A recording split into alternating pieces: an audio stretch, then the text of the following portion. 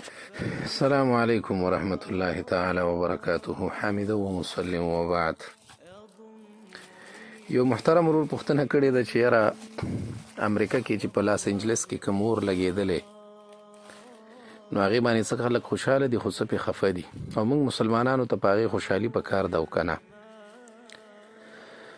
جناب دا مسله ما بیګا حل کړې وه، ګروپ کې مې شیر کړې هم وه خو بیا مې ډیلیټ کړه ځکه بیګا ما ته ډېره زیاته غوسه راغله دغه تعبیر سره مې چې دا سوال واورېده که نه. ما ویل کېدی شي په کار داسې وه پوښتنه داسې شوې وی چې یاره په امریکا کې په لاس انجلس کې اور لګېدلی دی او موږ به اوس څه چل وکړو، الله ته دعاګانې وکړو که نفلونه وکړو که صدقې وکړو او که مطلب مټیان خلکو باندې وخورو، څه چل وکړو چې دا اور الله زیات کړي او د امریکا الله تباه و برباد کړي. نو دغه رنګ یوه پوښتنه په کار وه خو زه بهرحال نو پوښتنه داسې شوې وه چې زما طبیعت الرډي لږ په دې باندې خراب شوی و چې په دې سعودي کې یو مفتي دی، مفتي اعظم دی د سعودي، والله نه یم خبر اوس حیران یم تعبیر څنګه وکړمه که نه، ځکه موږ ډېر کشران یو د هغسې غټو ملیانو باره کې سړی خبره هم چې کوي ځان ورته بدې ښکاري، خو چې دا ملا کومه خبره کړي نو دا بلکل په ډېره ناروا خبره وي، ډېره ناجایزه خبره وي، ډېر سړي ته غوسه پې ورشي. هغې مفتي داسې ویلي وو که نه، یو 4-5 ورځې وړاندې یې ټویټ کړی و ایکس کې یا ټویټر کې، دا ټویټ یې کړی و یاره امریکا کې چې کوم اور لګېدلی دی نو په کار دا دی چې د ټولې دنیا انسانان چې مسلمانان دي که کافران دي هغه امریکا سره په دې کې غم شریکي وکړي او خفګان ورسره ښکاره کړي، د همدردۍ اظهار دې ورسره وکړي. نو ما ته ډېره زیاته غوسه په دې راغلې وه. نو ته یار هغه ټویټ مونږ الرډي غوسه کړي وو، نو چې دا میسج مې پکې واورېده نو دې نور مې هم طبیعت خراب وکړ، نو ځکه ما بیګا پکې بعض تعبیرات کړي وو کنځلې رانه پکې شوې وې، نو دا خیر دی ملا صاحب سره خوند نه کوي، نو ځکه مې هغه خپل دغه واپس ډیلیټ کړ. نوره مسله همغه ده چې بیګا مې کومه کړې. صحیح دی، مسله دا ده چې په کافرو باندې په عذاب راتللو چې الله پاک په کافرانو باندې عذاب راولي، په دې باندې به مسلمان په دنیا کې هم خوشحالي کوي او په آخرت کې به هم پې خوشحالي کوي او دعا به کوي چې دا عذاب پې الله نور هم زیات کړي او دا پې کم نشي او دا دې پې زیات شي. د دې باره کې د قرآن مجید ډېر آیتونه شته دی، د نبي علیه صلات وسلام مبارک ډېر احادیث شته، قسم دی ما بیګا دې پسې فتاوې نه وې کتلې او اوس مې ورپسې ونه کتې، مالې آیتونه چې پکې وي چې هغه اصلین اولین چې ورته وایي اصل قرآن او اصل حدیث، چې اصلین اولین پکې موجود دي نو بیا نور اصولو ته تک ته پکې ضرورت دی. په دې کې اصل اول د سورة احزاب 9 نمبر آیت دی. الله تبارک وتعالی په هغه زمانه کې په کافرانو باندې عذاب راوسته او هوا یې پرې راولګوله او هغه هوا د دوی خیمې وشلولې، دیګونه یې ورته واړول او د دوی چې کوم هغه ساز و سامان و هغې الټه که بل طرف ته او دوی چې کوم سامانونه ځان سره راوړي و هغې ټول ورته تیتر بیتر کا خوا دی خوا او دوی وتښتېدل، شکست یې وخوړه. الله پاک هغې ته نعمت وویلې، نعمت مسلمانانو ته ویل په تاسو باندې ما نعمت وکړو، یعنی کافرو باندې مې عذاب راوسته نو ستاسو دپاره نعمت دی. د وګوره نو چې د یو عمل نه الله تبارک وتعالی تعبیر په نعمت سره کړی وي نو په نعمت به سړی خپه که به خوشحاله وي، په نعمت خو به سړی خوشحاله وي او په نعمت به سړی بنګړې اچوي، د پښتنو خبره. صحیح دی، نو په دې باندې خوشحالي پکار ده، الله حمد پکار دی، د الله ثنا پکار ده، د الله بړۍ پکار ده، الله پاک ته متوجه کېدل پکې پکار دي او د دې اور زیاتېدلو دعا پکار ده. الله تبارک وتعالی دې ټوله امریکا تباه کړي. د هغې وجه دا ده چې دا تیر څو ورځې یا څو ورځې خو نه کېږي 15 میاشتې او 19 ورځې کېږي، 15 میاشتې او 19 ورځې 409 ورځې وي. صحیح دی، نو دا په 7 اکتوبر باندې دا لوبه شروع شوه، ما نه بیا میسج ډېر بل طرف ته ځي. صحیح دی، په غزه کې چې په مسلمانانو باندې کم تکلیف دی خلکو راوورو، کوم ورونه ور باندې د اسمان نه راوورول، ولې د اسرائیل دونه مضبوط خلک دي نه، د دې وروسته خو امریکا ولاړه ده چې څنګه بعضې مسلمان ملکونو صرف د غزا سره د تایید خبرې شروع کړې، امریکې باقاعده طور سره خپل 3,000 میرینز هغوی ورته وایي مرینز یا میرینز، دا د هغوی خاص فوجیان دي، دا ځای ته ځي نه میرینز دا ډیر خاص خلک دي، هغه ملکونو ته هغوی لیږي نو هغه ډېر خاص اپریشنو کې حصې اخلي. 3,000 مرینز یا میرینز یې ورته راولېږل او باقاعده طور سره کې خپلې هغه بیړۍ ورته راولېږلې جنګي او هغې کې 800 جازونه ول. او دا چې څونه خطرناکه اسلحه ده، بایډن حکومت بار بار اعلان وکړ چې دا اسلحه به بیا موږ په اسرائیلو باندې خرڅو. په امریکا کې داسې اوازونه اوچت شول چې دا اسلحه په اسرائیلو باندې بنده کوي، لیکن د بایډن حکومت اعلان وکړ چې نه، دا به بیا هم پې خرڅو. نو چې د امریکې په سرپرستۍ کې دونه مسلمانان شهیدان کړي، 47,000 نه زیات مسلمانان شهیدان کړي او ورونه یې پرې راورولي او په لکونو مسلمانان یې د کورونو نه بېځایه کړي دي. او د هغوی په عذاب باندې به زه خفه کېږم.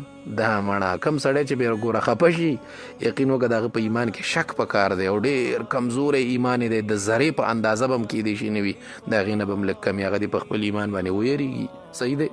آیت ته راځم. الله تبارک وتعالی فرمایي بسم الله الرحمن الرحیم یا ایها الذین آمنوا اذکروا نعمت الله علیکم اذ جاءتكم جنود فارسلنا عليهم ريحا وجنودا لم تروها وكان الله بما تعملون بصيرا.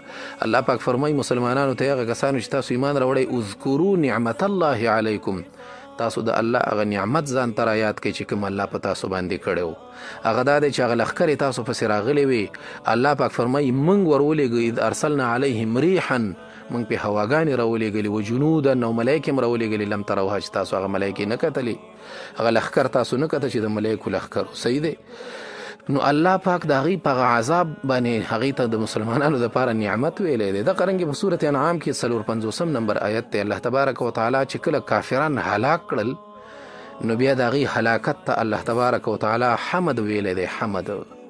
الله تبارک وتعالی فرمایي فقطع دابر القوم الذین ظلموا والحمد لله رب العالمین. الله پاک فرمای الحمد لله رب العالمین، الحمد لله چې د دوی جرړې کټ شوې. فقطع کټ شوې دابر القوم الذین ظلموا، دابر جرړو ته وایي، بیخ ته وایي، بیخونه یې کټ شو، جرړې کټ شوې د هغه کسانو چې مشرکان او کافران ول.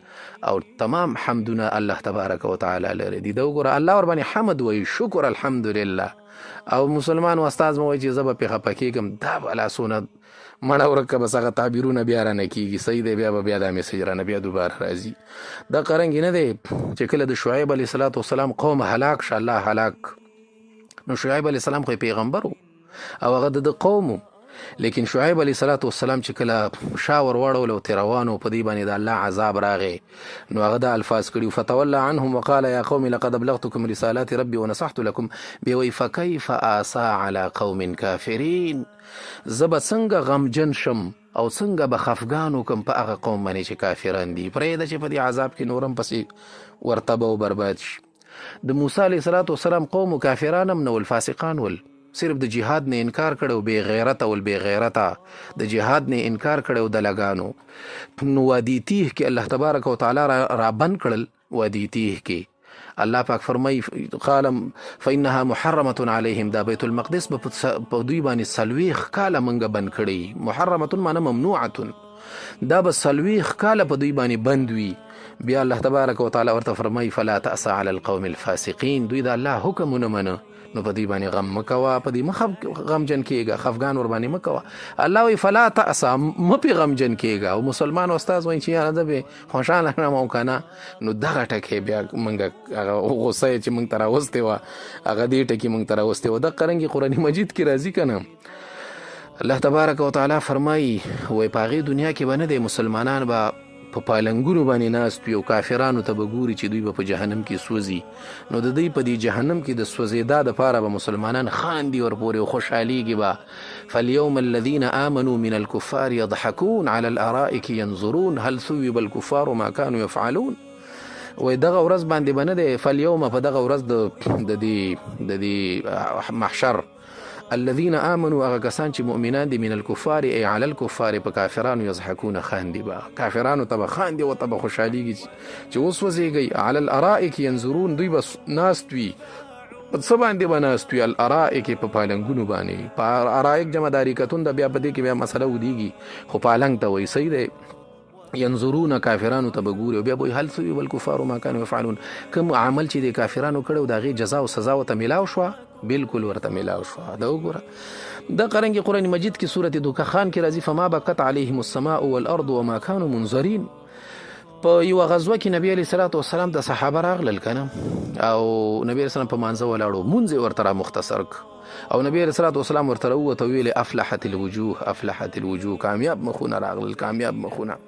نبی علیه الصلاۃ والسلام باقاعده تور سره یو ځل نه د کافرانو باندې څلور پنځه ځل بد دعا وکړه اللهم علیک بفلان اللهم علیک بفلان، الله فلان کې د قرنګي کې الله فلان کې د قرنګي کې سید د قرنګي نوح علیه الصلاۃ والسلام ورته بد دعا نه کړی رب لا تذر علی الارض من الکافرین دیارا.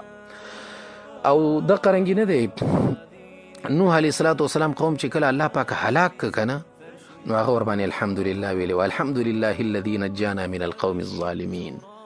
دا وګوره فاذا استويت انت ومن معك على الفلك فقل الحمد لله. الله پاک ورته فرمایي وای بیا ته دا خبر وکړه چې الحمد لله الذي نجانا من القوم الظالمين. هغه وای چې حمد او شکر په د الله بیان کوي او مونږ وای چې یاره ته ودرېږه چې لږ ور باندې خفه شو او که څنګه شو او که څنګه چلو شو. صحیح دی.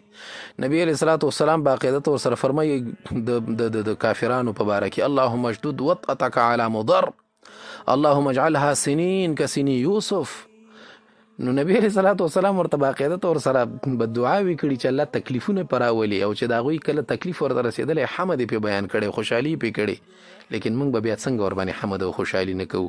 نو د دې وجه نه د شرعي امورو او د شرع په رڼا کې په امریکا او د امریکا په شمول چې څونه کفري ملکونه دي که چاینا ده او که روس دی او که یهود دي او که اسرائیل دی او که بل ملک دی او که برطانیه ده او که بله ده چې الله ور باندې څونه عذابونه راولي په هغې باندې خوشحالي پکار ده مسلمان ته او مسلمان ته پې حمد ویل پکار دي. خفګان دا د اسلام علامه نه ده، په کافر باندې خفه کېدل دا د مسلمان نښه نه دا ګوره خطرناکه خبره ده. الله تعالی دې موږ تاسو د دغه بد عمل نه وساتي او الله دې د امریکې په شمول چې څونه کافران دي ټول تباه و برباد کړي. السلام علیکم ورحمت الله.